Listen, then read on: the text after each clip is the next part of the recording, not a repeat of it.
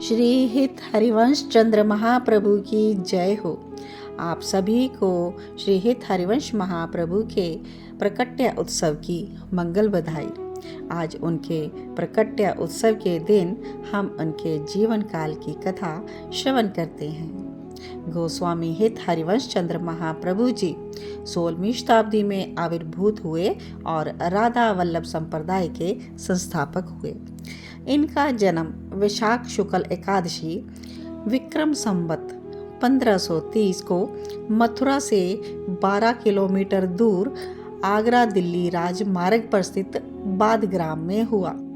श्री हित महाप्रभु जी, जिन्हें हित हरिवंश भी कहा जाता है, यह श्री कृष्ण के वंशी के अवतार माने जाते हैं। राधा कृष्ण के प्रेम के स्वरूप जो वंशी नाद होती है, उसी वंशी का मधुर अवतार हैं यह हित सजनी हित हरिवंश महाप्रभु जी। श्री हित हरिवंश महाप्रभु जी के पिता पंडित व्यास मिश्र देववन सहारनपुर के निवासी जब ब्रज भ्रमण करने के लिए आए तो उस समय उनकी माताजी श्रीमती तारा रानी गर्भवती थी और माताजी को प्रसव पीड़ा के कारण बाद ग्राम में ही ठहरना पड़ा। यहीं पर एक सरोवर के निकट वट वृक्ष के नीचे हरिवंश महाप्रभु जी का जन्म हुआ और यहीं पर राधा वल्लभीय विरक्त संत निवास करते चले आ रहे हैं और इस स्थान का जीर्ण उद्धार राजा टोडरमल ने करवाया। वर्तमान में यहाँ श्री राधा रानी का अत्यंत भव्य मंदिर बना हुआ है। श्री हित हरिवंश चंद्र महाप्रभु में अनेक अनेक विलक्षण प्रतिभाएं थी। जब मात्र 7 वर्ष के थे तो देववन के एक अत्यधिक गहरे कुएं में कूदकर श्याम वर्ण द्विज मुरलीधारी श्री विग्रह को निकाल कर लाए थे। उन्होंने इनका नाम ठाकुर नवरंगी लाल रखा था। यह विग्रह देववन के राधा नवरंगी लाल मंदिर में आज भी विराजित है। हरिवंश महाप्रभु राधा रानी को ही अपना इष्ट और गुरु मानते थे। रसिक वानियां इस बात का प्रमाण है कि श्री हरिवंश महाप्रभु जी को हित की उपाधि राधा रानी ने स्वयं मंत्र दान करते समय दी थी। 16 वर्ष की आयु में हरिवंश महाप्रभु जी का विवाह रुक्मणी देवी के साथ संपन्न हुआ। दाम्पत्य जीवन सुखी, संपन्न और आदर्श कोटि का था। 16 वर्ष तक गृहस्थ जीवन व्यतीत करने के बाद उनके मन में ब्रज यात्रा की इच्छा जागृत हुई और उन्होंने सपत्नी यात्रा का निश्चय किया, किंतु छोटे बच्चों के कारण रुक्मणी देवी ने यात्रा करना उचित नहीं समझा, इसलिए वे अकेले ही ब्रजभूमि के लिए चल पड़े। गृहस्थ आश्रम में रहते हुए हरिवंश महाप्रभु ने अनुभव किया कि संसार का तिरस्कार कर वैराग्य धारण करने का मार्ग ही ईश्वर प्राप्ति का एकमात्र उपाय नहीं है, बल्कि गृहस्थ आश्रम में रहकर भी ईश्वर की आराधना की जा सकती है। तो श्री राधा रानी की प्रेरणा से इन्होंने वृंदावन ब्रज के लिए प्रस्थान किया। मार्ग में चिरथावल ग्राम में रात्रि में विश्राम करना पड़ा। वहां पर सपन में प्राप्त श्री राधा रानी के आदेश के अनुसार एक ब्राह्मण की 2 पुत्रियों के साथ विधिवत विवाह किया और बाद में उन्होंने अपनी दोनों पत्नियों और कन्यादान में प्राप्त श्री राधा वल्लभ लाल के विग्रह को लेकर वृंदावन के लिए प्रस्थान किया। इन दोनों कन्याओं के नाम कृष्ण दासी और मनोहारी दासी थे। दोनों पत्नियों श्री राधा वल्लभ लाल जी का विग्रह जो कि उनको दहेज में प्राप्त हुआ था, इन सब को लेकर ये फागुन एकादशी विक्रम संवत 1590 को वृंदावन में पहुँचे।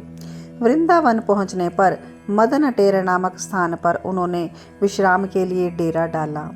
उनकी मधुर वाणी और दिव्य रूप पर मुग्ध होकर दर्शक मंडली एकत्रित होने लगी और शीघ्र ही वृंदावन में उनके आगमन का समाचार फैल गया। वृंदावन में स्थायी रूप से बस जाने पर उन्होंने मानसरोवर, वंशी घाट, सेवा कुंज, रासमंडल नामक 4 सिद्ध केली स्थलों को प्रकट्य किया। ये चारों स्थल आज भी वृंदावन में विद्यमान हैं। मानसरोवर अब यमुना के किनारे पर जंगल में एक स्थान है जहाँ पर प्रतिवर्ष मेला लगता है और राधा वल्लभीय भक्तों की भीड़ हो जाती है। हित हरिवंश ने अपनी उपासना पद्धति को प्रचलित करने के लिए सेवा कुंज नामक स्थान में अपने उपास्या इष्ट देव का विग्रह सर्वप्रथम स्थापित किया। संवत 1591 में इसी सेवा कुंज में प्रथम पाठ उत्सव हुआ था और श्री राधा वल्लभ जी का विग्रह यहीं पर प्रतिष्ठित रहा।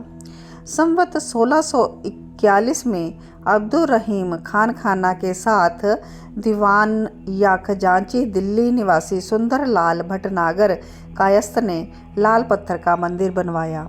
लाल पत्थर का वह प्राचीन मंदिर आज भी वृंदावन में है, किंतु इसमें प्राचीन विग्रह प्रतिष्ठित नहीं है।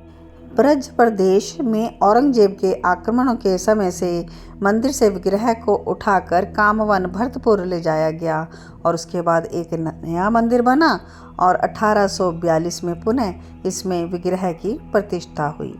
बाद में श्री हरिवंश महाप्रभु जी के प्रथम शिष्य सम्राट श्री नरवाहन जी बने। उन्होंने हित महाप्रभु को धनुष और बाण पकड़ाया और कहा, जहाँ तक यह बाण जाएगा वहाँ तक की भूमि आपकी। तो वह बाण तीर घाट तक, जो कि चीर घाट के नाम से भी जाना जाता है, वहाँ तक का क्षेत्र इनके अंतर्गत हुआ। श्री हित हरिवंश गोस्वामी जी ने अपने संप्रदाय की उपासना पद्धति को रस उपासना कहा है। हरिवंश ने अपनी विचारधारा और नूतन उपासना पद्धति को व्यवस्थित रूप देने के लिए एक नवीन संप्रदाय का प्रवर्तन किया और इनका नाम राधा वल्लभ संप्रदाय रखा। यह संप्रदाय ब्रज के वैष्णव भक्ति संप्रदायों में श्री राधा भक्ति के लिए अत्यधिक प्रसिद्ध है। माधुर्य भक्ति या प्रेम लक्षणा भक्ति का स्वरूप हरिवंश गोस्वामी से पहले ही प्रकट हो चुका था, लेकिन ब्रजमंडल में उसका निखार और प्रचार हरिवंश जी के प्रयत्नों से ही मानना चाहिए। हरिवंश ने अपने ग्रंथों में प्रेम को प्रमुख तत्व के रूप में स्थिर करके रसो वैस की कोटि तक पहुंचाया। प्रेम की गरिमा और प्रभुता स्थापित करने के बाद उसे विलक्षण रूप देने के लिए शाश्वत तत्व माना। संसार में दिखाई देने वाली संयोग वियोग दशाओं से सर्वथा रहित स्थित किया गया। श्री हरिवंश के मत अनुसार प्रेम या हित तत्व ही समस्त चराचर में व्याप्त है। यह प्रेम या हित ही जीव को आराध्य की प्रति उन्मुख करता है। इस प्रेम का पूर्ण परिपाक युगल प्रेम में होता है। युगल प्रेम यानी राधा कृष्ण को सांसारिक प्रेम से सर्वथा पृथक और स्वतंत्र मानकर उसका बड़े विस्तार के साथ हरिवंश जी ने कथन किया है। राधा कृष्ण के प्रेम में तत्सुखी भाव की स्थापना कर उसे सांसारिक स्वार्थ या आत्म सुख कामना से पृथक करके अलौकिक रूप दिया है। यही रस की उपासना है। रस भक्ति या रसो उपासना शास्त्रीय भक्ति से सर्वथा नवीन शैली की है। शास्त्रीय मर्यादा का अंकुश इस रस भक्ति में स्वीकार्य नहीं। विधि निषेध के प्रपंच भी यहाँ पर नहीं माने जाते। भाम्या विधि विधान का बड़े प्रबल शब्दों में हरिवंश ने अपने राधा सुधा निधि ग्रंथ में खंडन किया है। राधा वल्लभ संप्रदाय में नित्य बिहारी राधा कृष्ण की स्वीकृति है। वस्तुतः निकुंज लीला या नित्य विहार का समर्थन ही हरिवंश की वाणी का मूल स्वर है।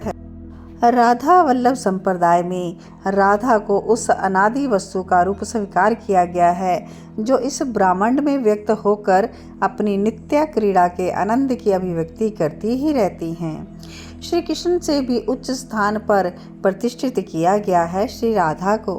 हरिवंश ने राधा को रस रूप बताया है। श्री कृष्ण की स्थिति उनके मत में राधा के बाद अर्थात गौण है। श्री कृष्ण भी श्री राधा की उपासना करते हैं। वृंदावन का भौतिक रूप ही हरिवंश को स्वीकार्य है और इसी के विस्तार का उन्होंने अपने ग्रंथों में वर्णन किया है। सहचरी, सखी और जीव आत्मा का ध्याय नित्य विहार में रत राधा कृष्ण की निकुंज लीलाओं का दर्शन सुख पाने का अधिकारी बनाना है।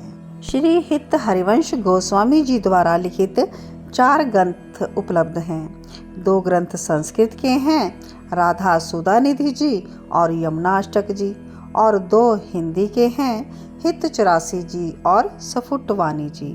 हित 84 उनकी सुप्रसिद्ध रचना है। इसमें ब्रज भाषा के 84 पद हैं।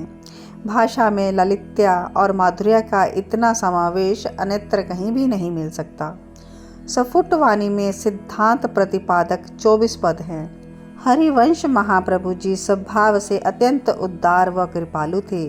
ऊंच नीच, वर्ण अवर्ण, योग्य अयोग्य का ध्यान न रखते हुए सभी पर समान दृष्टि रखते थे। उन्होंने स्वर्ण अवर्ण सभी को स्वयं के द्वारा लाभान्वित किया। अत्यंत ही निष्प्रह उनका जीवन था। लौकिक वैभव से वे अत्यंत ही विरक्त थे। रुपयों मुद्राओं को वो स्पर्श भी नहीं करते थे। वस्तुतः उनमें सुमधुरवादिता, अनुपम उदारता, शरणागत पालिता, निरअभिमानता, परोपकारिता और निंदकों पर भी कृपा करने के अनेक अनेक गुण थे। युग प्रवर्तक हित हरिवंश महाप्रभु ब्रज में यमुना तट पर मानसरोवर के निकट भांडीर वन के भवरनी नामक निकुंज में संवत 1609 की आश्विन पूर्णिमा के रात्रि को प्रिया जी आप कहाँ हो कहते हुए देखते ही देखते लोक दृष्टि से ओझल हो गए। तो श्री हित हरिवंश महाप्रभु की जय हो, जय हो, जय हो।